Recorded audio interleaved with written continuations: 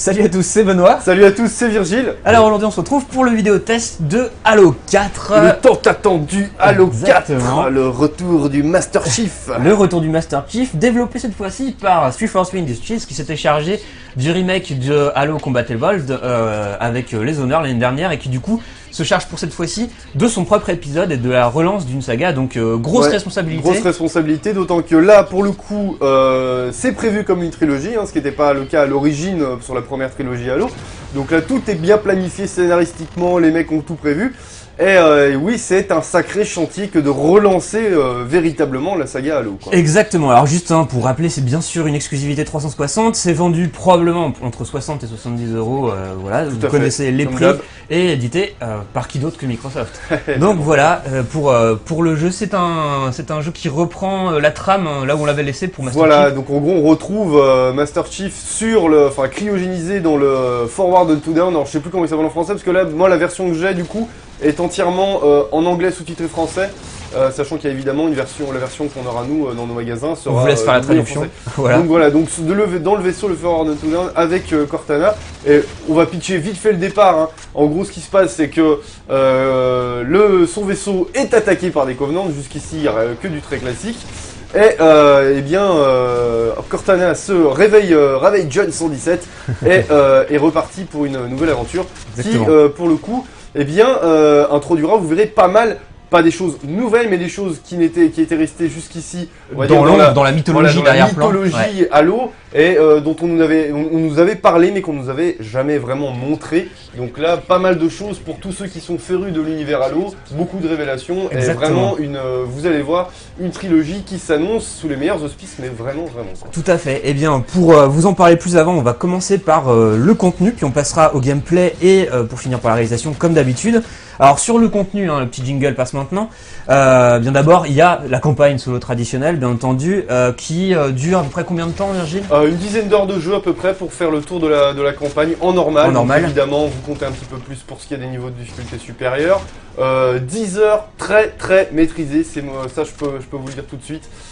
Que ce soit en termes de rythme, là on sent vraiment que les mecs ont pris leur temps pour bien calculer leurs coups. Au niveau du rythme, c'est très maîtrisé.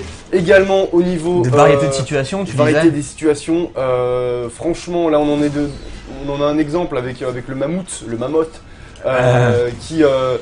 qui donc constitue une des phases de jeu les plus intéressantes de la campagne, et qui marque un peu presque le début de cette espèce de montée en crescendo que connaît la campagne à partir de la moitié. Donc voilà, très maîtrisé. Beaucoup de moments de bravoure, tu disais. Ouais. Et puis donc à côté de ce mode solo, il y a bien sûr l'autre mode, la nouveauté, c'est le mode Infinity. Effectivement, donc c'est le Infinity, c'est le nom du vaisseau qu'on voit ici, et donc qui en fait, vous voyez dans le vaisseau, vous avez chaque mode de jeu multijoueur. Donc multijoueur, on va commencer par Spartanops, qui est une nouveauté. Les Spartanops, en fait, ce sont des espèces de séries de missions, un petit peu comme des saisons qui vont être mises à jour régulièrement. Vous voyez là, c'est marqué épisode 2 bientôt disponible. Donc des missions qui vont chaque semaine venir un petit peu étoffer ce mode. Alors ces missions-là, elles sont implantées dans des environnements qui sont tirés de la campagne, qui n'ont pas la même topologie, mais qui sont des environnements qu'on voit dans la campagne. Voilà, voisins de la campagne. Donc voilà, des objectifs assez classiques dans l'ensemble. Un mode de jeu clairement pensé pour la coop, parce que tout seul on s'emmerde un peu, faut bien le dire, mais qui peut relancer encore la durée de vie, d'autant que ce contenu épisodique va inciter forcément dans les 10 premières semaines suivant la sortie du jeu d'y revenir. Donc voilà, donc c'est un petit contenu en plus qui fait toujours plaisir. Bien entendu, il y a le mode jeu de guerre. Jeu de guerre, donc c'est le compétitif. Ici vous voyez qu'il n'y a personne en ligne, à peine 5 personnes. Hier j'en avais une trentaine des Américains, mais là ils sont en train de dormir. Donc vous avez tous ces modes qu'on connaît bien. Je vais pas forcément vous refaire le topo là-dessus. Alors, je vais voir s'il y a un peu de chance, avec un petit peu de chance on peut retrouver quelqu'un. Non ouais bon, on va laisser tomber. Bref, le mode... Est-ce qu'il est solide ? Il est solide, je vais juste vous montrer un petit peu en essayant de créer une partie. Voilà, là vous voyez les cartes.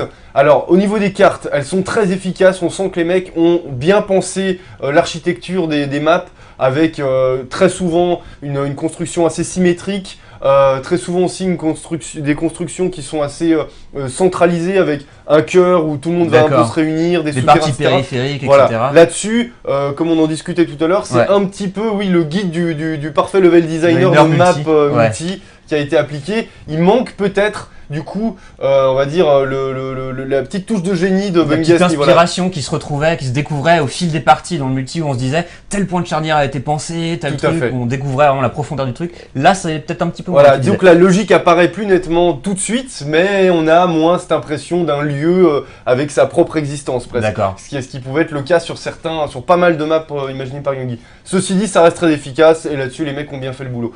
Il y a aussi toute la dimension de personnalisation qui est très importante. Là, vous pouvez voir les personnalisations de votre Spartan. Vous en avez de toutes sortes et vous pouvez, par exemple, à mesure que vous allez gagner des niveaux, vous allez accomplir des challenges ou même avoir des décorations, vous allez pouvoir débloquer de nouveaux cases, toutes les parties de votre armure vont être comme ça customisables avec évidemment la couleur, le logo, etc. D'accord. Donc il y a pas mal de choses qui sont possibles ici. Même chose pour ce qui est du pactage. Donc là, ce que vous embarquez comme armes primaires, principales, secondaires, les grenades, les power-up, etc. Donc il y a moyen d'en faire plusieurs. De quoi s'amuser à tester plusieurs setups. Tout à fait. D'accord. Ça c'est mon logo, vraiment à Triforce. Et voilà, donc là ils ont vraiment, je trouve, chamboulé pas mal le multijoueur de ce point de vue-là. Vous avez également pas mal de choses. Bon là je vais relancer vite fait une petite partie de Spartanops pour mettre un petit peu d'animation à l'écran. Ils ont aussi apporté pas mal de choses dans les parties même, c'est-à-dire qu'on va le voir après sur le gameplay, mais vous pouvez aussi avoir recours à des améliorations, ce genre de choses. Il y a les armes sont toutes, ça c'est un petit peu bizarre au début, toutes les armes sont indiquées sur la map où elles sont, c'est-à-dire que quand tu t'en approches, tu vas avoir un petit signal qui va te dire elle est là-bas. D'accord. Même chose donc la carte avec les ennemis. Voilà, disons qu'ils ont pas mal repensé le truc pour dynamiser encore plus ces affrontements et franchement c'est vraiment très réussi. C'est du bon travail, la transition bien réussie quoi pour le coup. Tout à fait, très bon travail à ce niveau-là. Et bon, on va voir également que sur le plan du gameplay, on pourra dire plus ou moins la même chose, constat assez positif voilà, dans une deuxième partie. Vraiment, je pense qu'on va rester sur cet environnement tant qu'à faire, hein, et c'est parti pour le gameplay. Voilà, alors tandis que le jingle passe, on va d'abord commencer par vous dire que fondamentalement, ils n'ont pas bousculé, ils n'ont pas tout changé toutes les cartes, on est vraiment directement dans quelque chose qui est familier, qui se joue très bien et voilà, avec le gameplay de base du Halo bien repris. Tout à fait. Bien repris, dynamisé par pas mal de petites choses, notamment je trouve que bon, au niveau de l'allure du personnage ça va plus vite. Il y a également des petites choses en plus comme vous pouvez par exemple prendre un ennemi à revers par surprise et puis vous allez avoir des petites animations où on verra Master Chief lui sauter dans le dos, le plaquer au sol, enfin troisième personne. Il y a pas mal de petites choses comme ça qui viennent un petit peu dynamiser. Vous avez également des fois des ennemis qui vont vous sauter à la gorge et ça va passer en mode, enfin ça on a un peu l'habitude dans l'FPS aujourd'hui, hein, un peu dans tous les Call of, etc. C'est le mec te saute dessus et là tu vas te débattre, etc. Donc des petites choses comme ça qui dynamisent encore un peu le truc. Mais il y a quand même des nouveautés beaucoup plus impactantes, on va dire significatives. À commencer par les armes en fait. Hein. Voilà, forcément, vous le savez, je pense, si vous avez un tout petit peu suivi la genèse du jeu, de son développement, il y a une nouvelle race dans ce Halo 4, et donc qui dit nouvelle race dit également nouvelle technologie, et donc nouvelles armes. Ces nouvelles armes, bon, globalement, elles reprennent des modèles d'armes qu'on connaît déjà, mitrailleuses, shotgun, etc., avec quelques petites originalités par-ci par-là. Donc ça, c'est plutôt une bonne chose à prendre pour ce qui est du gameplay. Également, évidemment, cette nouvelle race, ce sont des nouveaux ennemis, donc avec des comportements qui sont assez étonnants. Voilà, par exemple, ces espèces de chiens là qui sont super relous, qui vous mitraillent la tête et vous descendent. Voilà, ça pareil, ils sont protégés par ces trucs qui volent, là c'est juste une catastrophe. Là je suis en train de me faire défourailler. Donc voilà, pas mal de variétés en plus avec cette introduction de cette nouvelle espèce. Et concrètement, c'est vrai que ça rafraîchit pas mal le gameplay, il y a beaucoup de situations nouvelles par ces nouvelles races. On n'est pas du tout habitué. Là je suis en train de me faire défourailler. C'est aussi la difficulté du mode Spartan tout seul. Exactement. Alors par rapport au Master Chief en lui-même, il disposera de nouvelles améliorations dont tu pourras équiper un module sur le panel. Voilà, tout à fait. Je vais vous montrer. Tu as une sorte de jetpack qui te permet de te projeter. Bon, le jetpack on connaît déjà, hein, mais ici tout est regroupé en amélioration. Vous avez également des hologrammes qui vous permettent de duper la vigilance de vos ennemis. Je suis en train de me faire défoncer. C'est super dur. De se concentrer tout le temps. Voilà, un hologramme, vous avez, je sais plus ce qu'il y a. Il y a un bouclier aussi. Un bouclier, enfin pas mal de petites choses comme ça que vous pourrez changer au fur et à mesure de votre progression sur le champ de bataille dans le mode campagne ou en tout cas et en multi équipé dans votre pactage. Donc voilà, ça aussi ça concourt à renouveler un petit peu le gameplay du jeu. Puis il y a pas mal de phases aussi. Ah, c'est une des grandes réussites, les phases originales de ce Halo, avec en particulier l'ajout de phases méca qui restitue bien le côté épique de certaines batailles, l'ampleur, la grande échelle de certaines batailles où on se retrouve donc du coup un gros modèle et les choses petites, les choses qui étaient à notre hauteur avant deviennent toutes petites et on dispose d'une espèce de super puissance qui permet. C'est vrai que c'est assez jouissif ce méca, cette espèce d'immense exosquelette. Qui vous permet de balancer des missiles et de mitrailler comme un sale, mais c'est vraiment voilà, vous avez le mecha, vous avez également les phases en chasseur de l'UNSC qui vous permettent, qui donnent lieu à dans la campagne à des phases de gameplay absolument mortelles. Ah ouais, c'est clair. Vous circulez un petit peu entre des tours titanesques où vous avez une espèce de phase également d'infiltration, on va dire, dans une base un peu façon étoile noire qui est vraiment très réussie également. À la fin du jeu, vraiment très impressionnante cette phase techniquement. Ah ouais, vraiment, voilà, ça renouvelle bien le jeu. C'est pas trop présent, justement, je trouve ça aussi pas mal. On en a pas trop et c'est juste ce qu'il faut pour pouvoir un petit peu diversifier l'action. Et de ce point de vue-là, encore une fois, très belle réussite de la part de 343. Et puis la dernière des grosses réussites au niveau du gameplay, c'est le level design qui est surprenamment maîtrisé. Voilà. On peut avoir quelques craintes parce que Bungie était un peu un maître en la matière, mais pour le coup, 343 Industries ne démérite pas du tout, quoi. Pas du tout, effectivement, que ce soit au niveau, on va le montrer un peu plus dans la réalisation, mais du gigantisme de certains environnements, des perspectives juste vertigineuses qu'on peut avoir. Également de leur construction tout simplement qui est globalement très intelligente, en particulier dans la deuxième partie de la campagne, et pour ce qui est du multijoueur, comme je l'ai dit tout à l'heure, très efficace, même si ça manque peut-être un petit peu de génie. Voilà, donc un level design encore vraiment dans la lignée de ce qu'on connaît d'Halo, et encore une fois, on voit que 343 Industries connaît le sujet, connaît très bien le sujet, l'a beaucoup bossé, et nous livre un super bon épisode d'Halo encore de ce point de vue. Exactement, on se l'approprie par petites touches, bien senties, sans dénaturer l'expérience, donc voilà, c'est là-dessus assez bluffant. Autre point bluffant pour finir, ce sera bien sûr la réalisation, sur laquelle vous avez déjà pu vous faire un petit constat en regardant les vidéos, mais voilà, on en dira du très positif.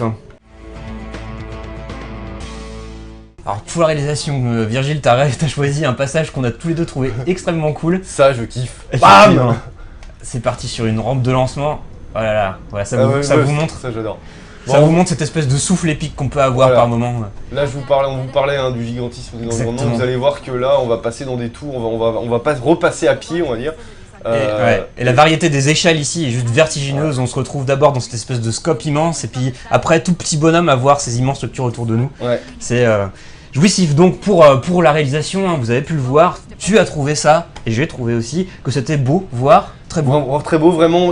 Ils ont repris en fait le moteur qui était utilisé dans les précédents. Ils l'ont retravaillé, ils l'ont amélioré. Et ils ont réussi à en tirer quelque chose de super satisfaisant. Tout à fait. On pouvait se dire, voilà, jeu de fin de génération de console, etc. Mais il en avait largement dans le coffre. Force est de constater qu'on est quand même, on a quand même face à quelque chose qui est très réussi. Complètement. Très fin, avec vraiment une bonne utilisation des jeux de lumière, des effets de particules également sur certaines missions qui sont juste super. Donc vraiment, voilà, très beau jeu. Je m'attendais pas forcément à ce niveau d'ailleurs, moi personnellement. Non, c'est clair. Et la direction artistique fait beaucoup d'ailleurs pour sublimer ce dont le moteur est capable. Avec une nouvelle approche, ils osent davantage au niveau des textures, c'est toujours aussi propre, mais il y a des petites inventions, le décor de la forêt en particulier, je sais pas si tu l'as trouvé joli, mais moi je l'avais trouvé joli, jolie atmosphère. Et puis globalement, t'es souvent surpris, je trouve, par la manière que les niveaux ont d'épingler leur thématique, désert rocailleux, enfin canyon, etc. Ou bien même sur l'espèce de plateforme minière là, avec cette espèce de grand champ sur fond d'espace galactique. Il y a pas mal de choses, d'endroits qui sont juste sublimes, quoi, qui sont vraiment très beaux, quoi. Effectivement, on est pris des fois d'une espèce de frisson en rentrant dans en découvrant, parce qu'ils savent très bien mettre en scène aussi la découverte des lieux. Et on est souvent pris de vrais frissons esthétiques, quoi. C'est super plaisant.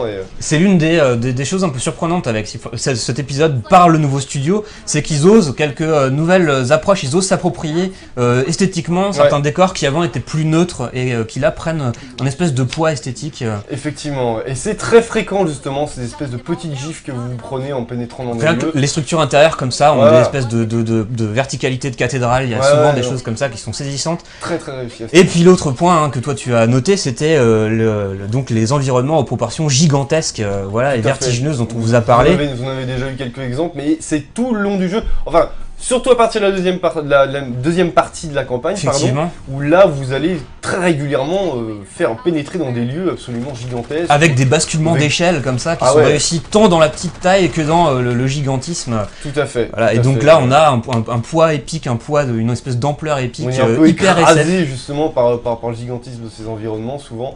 Et c'est vraiment un sentiment...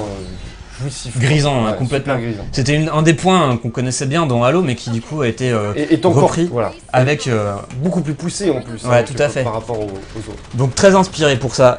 Quant aux cinématiques, pareil, moi ça m'a surpris. Toi aussi. Je m'attendais pas à ça non plus. Moi non plus. Vraiment des cinématiques. Alors pour ce qui est des pures cinématiques qui n'utilisent pas le moteur du jeu. Elles sont juste superbes, elles sont rares mais magnifiques. Tout à fait, les animations de visage sont et voilà, et surtout en plus dans les cutscenes qui elles utilisent le moteur du jeu certes un peu amélioré, mais les cutscenes, les animations faciales sont très impressionnantes, vraiment très beau boulot à ce niveau-là. C'est pas quelque chose dont on a l'habitude avec Halo justement. Non. D'avoir des animations faciales à ce niveau-là et un soin apporté aux cinématiques. Là, vraiment, chapeau 343. Et ça participe de la scénarisation poussée, je trouve, du jeu. C'est vrai que c'est quelque chose qu'ils avaient promis. Moi, ça me fait toujours un peu peur quand on nous dit oui, on va plus scénariser les choses, on va essayer d'introduire un petit peu plus de mise en scène, etc.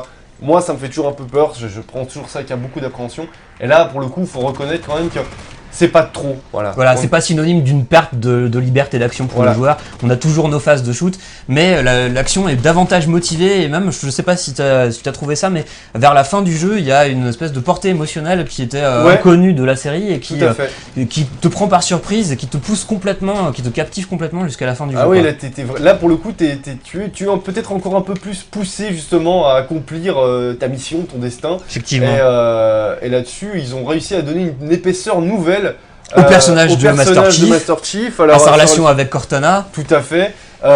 Et puis à tout un tas aussi de personnages annexes qui promettent d'être intéressants parce que vraiment regardez, si jamais vous êtes intéressé par l'univers d'Halo, la web série qui est sortie en même temps, qui développe un personnage notamment que vous allez voir dans Halo 4 et qui dans Halo 4 paraît être je vous le dis tout de suite, un gros con, et qui finalement, ça nous promet quelques développements intéressants par la suite. Effectivement. Voilà, donc honnêtement, je suis hyper enthousiaste pour l'avenir de cette nouvelle trilogie. Complètement, et je trouve que c'est dans cet interstice scénarisé qu'on se rend compte de la motivation qu'avait eu ce nouveau développeur pour le jeu, qu'il avait des intentions déterminées, que c'était pas du tout simplement un jeu de commande, qu'il fallait acheminer à bon port. Il y a vraiment des intentions scénaristiques, une envie narrative, et tout ça prend corps avec le gameplay de base Halo, moi de manière je trouve très convaincante. Effectivement, c'est là-dessus qu'on sent qu'ils ont amené un petit peu du leur.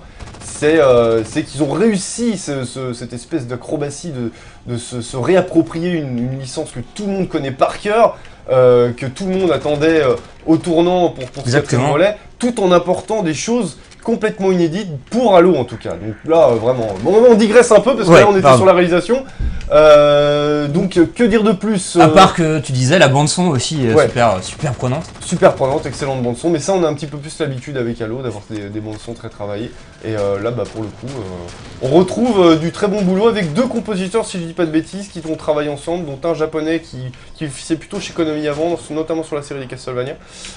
Donc voilà, un très bon boulot aussi à ce niveau-là, avec un doublage également. Là comme je vous l'ai dit, nous on a pu jouer sur la version, enfin toi t'as pu jouer sur la version française, moi sur la version anglaise, et enfin avec les voix anglaises, et l'une comme l'autre sont, comme on en a une fois de plus l'habitude, de très bonne qualité avec d'excellents comédiens. Tout à fait. Donc voilà, pour la réal, on a à peu près tout dit. Ouais, on a presque fait la conclusion en fait. Mais exactement, mais on va quand même le passer le jingle et on va faire un petit récapitulatif de notre avis très positif, de ton avis très positif sur ce jeu. C'est parti. Alors Virgile, tu vas maintenant pouvoir nous donner ta conclusion sur Halo 4. Alors, conclusion sur Halo 4. Alors il faut bien être conscient d'une chose, c'est que malgré toutes ses qualités, et elles sont nombreuses, Halo 4 ne réinvente pas Halo. Hein. Il ne prétend pas le faire déjà à la base, certes, mais disons qu'il ne fait pas passer, on va dire, la saga à une nouvelle étape de son histoire. C'est pas forcément un épisode qui marquera une étape dans l'histoire de la saga Halo. Ceci étant, clairement 343 a réussi le pari risqué, périlleux de relancer la série sur de nouvelles bases, en tout cas scénaristiques, et puis bien de se réapproprier cet univers avec brio, dans une campagne qui est certes un peu plus scénarisée, mais bien scénarisée, pas à outrance, il n'y a pas de lourdeur, qui est redynamisée également dans sa progression et son gameplay avec une bonne variété de situations de jeu, un rythme soutenu, maîtrisé, un multijoueur qui, du point de vue compétitif, est très solide avec des maps bien pensées, qui manque peut-être un petit peu effectivement d'inventivité, de génie, on va dire, de ce génie que mettait en œuvre Bungie dans la construction des maps. Mais voilà, qui du coup par contre est étoffé avec pas mal de choses. On va dire voilà, toutes ces options de personnalisation, toutes ces espèces de carottes qui vont te motiver à continuer effectivement, à t'investir dans ce multijoueur. Ouais. Un jeu vraiment, voilà, on sent que 343 avait la pression, on sent qu'ils ont voulu donner aux fans une bonne raison de rester sur Halo et de ne pas en être déçus, voilà, parce qu'on a trop l'habitude de voir ces séries qui, parce qu'elles fonctionnent commercialement, finissent par mourir d'un point de vue créatif. Et là, je pense que le choix du développeur était bon à la base. Les mecs connaissent cet univers, ils l'ont bossé, ils l'aiment, ça se sent. C'est clair. On va pas vous dire pourquoi, mais à la fin, vous sentez vraiment, il y a quelque chose de très explicite. Totalement. Qui vous dit, on aime cet univers. Exactement. Et vraiment, on peut être que très positif, on va dire, pour l'avenir de cette nouvelle trilogie qui va vous dévoiler vraiment pas mal de choses sur des éléments qui étaient un petit peu laissés dans l'ombre, ou en tout cas très peu explicités dans les précédents Halo. Tout à fait. Donc voilà, vraiment, moi j'ai été emballé par cet épisode. Je pense que vous le saurez si vous aimez Halo pour toutes ses qualités, pour la campagne, pour le multijoueur. Voilà, vraiment plein de choses positives. Totalement, transition super réussie. Et je viens de me bloquer là comme une merde. Oh là là, la cata quoi. Ça n'est jamais arrivé dans une session de jeu. Et en plus, j'ai même pas mon jetpack, je suis mort. Manière parfaite pour terminer ce jeu. Ah non, ce jeu est génial. Sauf que je viens de me bloquer entre une rambarde d'escalier et un mur. C'est fabuleux ça, Virgile. Ah non, mais là, mais c'est incroyable ce qui est en train de n'aie pas rigueur au jeu. Non, vraiment, c'est vachement bien. Bon, je vais pas les buter, sinon ils vont pas me tuer. Allez-y, tuez-moi. Oh non, mais là, c'est juste l'oreille. Ah non, mais attends, mais c'est... Mon Dieu, quoi. Mais là, ça craint, là. Là, ça craint. Toutes les belles paroles que tu as jusqu'à maintenant. Ah, ça y est. Voilà, ça y est, Virgile, il suffisait de sauter. Donc voilà, moi je m'y attendais pas vraiment. Honnêtement, à l'occasion, j'avais très peur. J'avais vraiment très peur.